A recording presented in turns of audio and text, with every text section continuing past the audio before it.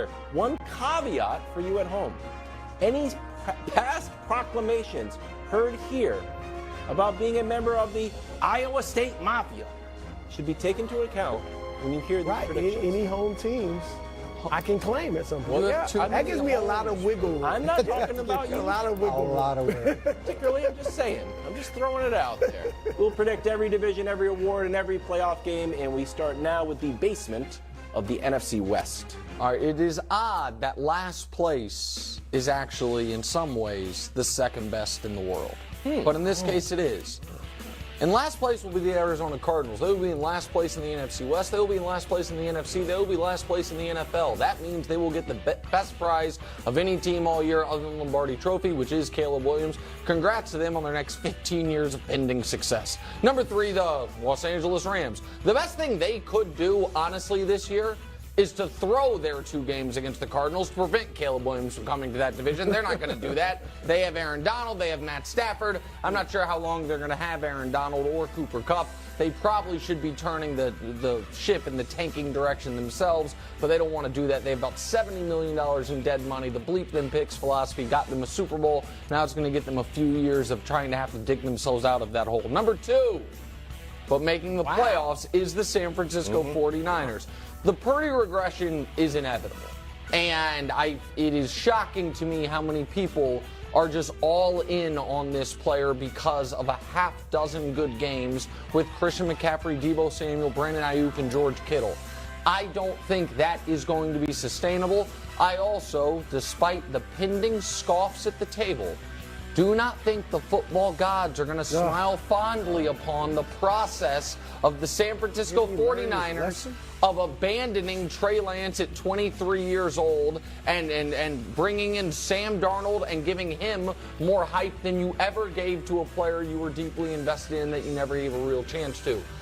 Team the football gods, however, will love, and who also the data analysts love, the Seattle Seahawks. They started 2 rookie tackles last year, not only survived it, but thrived. Geno Smith, who a lot of people feel like had not gotten a fair shake yet in this league, finally did as a veteran quarterback and delivered, leading the NFC in touchdown passes. The defense will be even better because they played so many young players, so many rookies last year. They might have the best corner in the entire NFC in Reek Woolen. I think they have the most under-discussed, great receiving core in the league. They will always have a good running game, and they have an excellent head coach. Seattle Seahawks get back to the playoffs and win the division.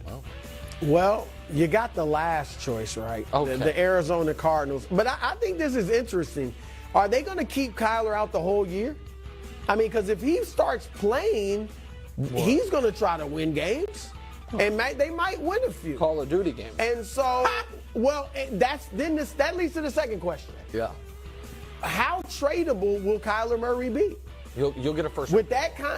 With that contract, with questions about his study habits, questions about how he fits in with his teammates, his leadership, like I get that they're tanking, but I just think it's not going to be as neat went for a first-round pick twice. Darnold went for a second, a fourth, and a sixth. It's not going to be as neat as you think, right? And people learn from that stuff. But just like they learned with a lot of the running backs. I mean, Gurley, Ezekiel Elliott, so on and so forth. All right, at number 3, the Rams. We agree on that. Aaron Donald, will he get traded? That's going to be the big question. I'm sure he's not motivated. Remember, he almost retired, or that might have been just to get money, but he can't be motivated to play for the Rams right now. So we'll see if he gets traded. At number 2, this is where you go off to. The Seahawks. And you notice I don't have them even in the playoffs. Oh, that's because ridiculous. You talked about Brock Purdy turning back into a pumpkin. No, it's going to be Geno Smith. He already did it in the last 5. They went 3-5 in their last 8 games. Look at him over the last 5 games. Great early on, but then you get a little tape. You start taking him seriously. You start taking him seriously. Yeah, there wasn't much tape his first, 10 years, 9 years. He was scout team and all that. Let me see that again, Dusty. Nick, you need to look at this. Everything, the TD interception, terrible. The passer rating it's not terrible. It ain't great. It's not what he did last year. Well, it is last year. No, but I'm saying the beginning of the season, it is. You know what Gino's not going to do to Brew? Like Trevor Lawrence numbers. That's what he's not. Gino's not going to write back. I don't know if that's in the lexicon. Number one, I can't believe you don't have the Niners number one. No, now, I'm assuming they get things straightened out with Nick Bosa. They will. But Brock Purdy, I don't see a regression. I'm not saying he's going to be a superstar, but all the weapons he has, all they have to do is stay healthy. Big deal for them. But if they're healthy, come on, man. That defense, that defense is Coach, awesome. you can be the deciding vote. Awesome. Brew, member of Iowa State Mafia, along with Brock Purdy. Just Here's Iowa his numbers. Mafia. Nick says he was just a flash in the pan, although he did lead in yards per pass, and he did lead the whole NFL in passer rating. Do you think Brock Purdy is the real deal? I know it's a 7-game stretch, but when Trevor Lawrence has a 7-game Right. stretch. Trevor Lawrence has had a 7-year stretch. He did? Yeah, he did. Yeah, What about that? Sophomore year of high school, last year at college. How was that for Yeah, rookie year? 7 Good? years. No, it ended. It was college. Okay. He was good. Coach in Brock Pop Purdy. Warner, too. Look, I love the Brock Purdy story. Now, it's a great story. It's not as good as Geno Smith's story, and your vibes are all off. Thank you, But he Coach. comes in. They're 8-4. Now, if you look at Jimmy Garoppolo when he came in, they were 1-10. They both went 5-0 when they started. Brock Purdy's numbers were a little bit better in terms of touchdowns. Interceptions were a little bit better as well. But you're talking about one guy who comes into a team that hadn't won anything versus one guy who comes into a loaded team and plays pretty well. And I'm really impressed with what he did. But I went and watched his touchdowns this afternoon. I watched his interceptions this afternoon. Yeah. And a lot of the touchdowns, it's on the stat sheet, it says 60-yard completion, but it's a screen. It says 40-yard completion, and it's a shallow cross. He throws 2 other touchdowns. There's not a guy within 12 yards of the wide receiver. You know what That won't be the case this year. Debo's going to be better. Well, I'm saying that he did a good job on a loaded team. But when you look at what Jimmy Garoppolo did versus what he did, it's a little bit more impressive.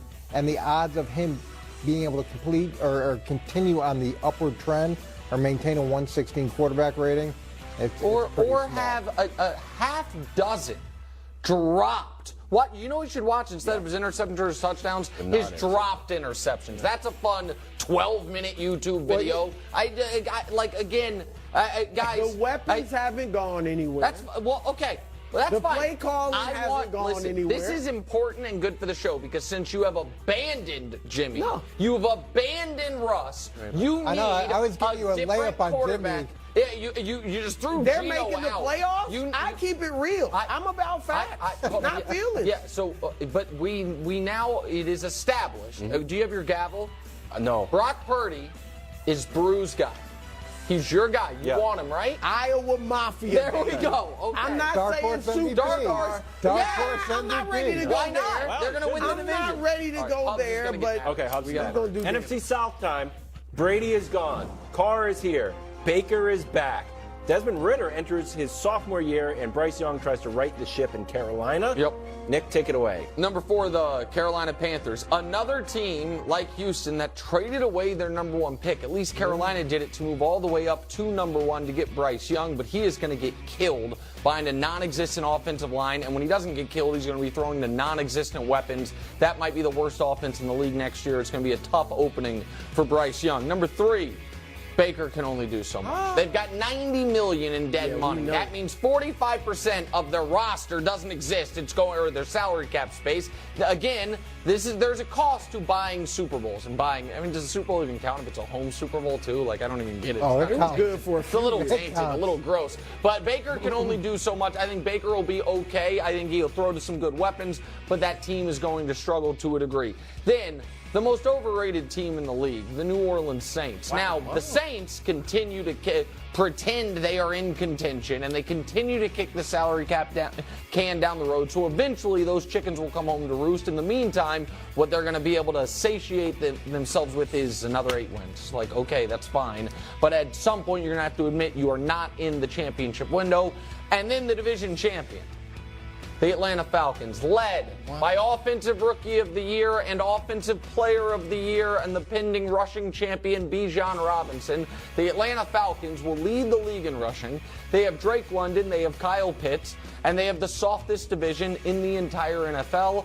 I think they can go 10-7 and win the NFC South, and Bijan Robinson can have a Marshall Faulk-esque 2,000 yards from scrimmage. Wow.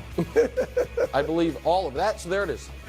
At number 4, Knicks Tampa Bay Buccaneers. They're not mine. I have them third. They're Baker, you claimed Baker years ago. He's your guy. Yeah.